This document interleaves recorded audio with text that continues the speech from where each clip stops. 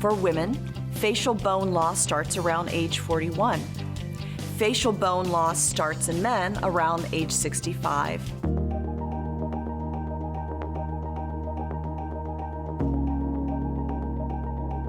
Want the secret to looking younger? It's in your bones. Maintaining healthy facial bones is key to looking younger.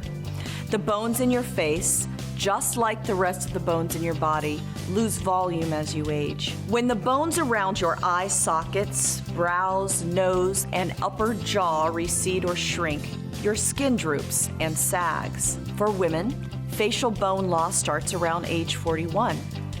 Facial bone loss starts in men around age 65. Here are a few tips to keep your bones strong and healthy. Get your calcium. This is a must for maintaining strong, dense bones. Aim for 1,200 milligrams a day. You should try to get as much as you can from food, but you may need a supplement too. Don't forget your vitamin D3. Your bones need this vitamin to absorb the calcium. Get 1,000 international units a day. Mix in magnesium.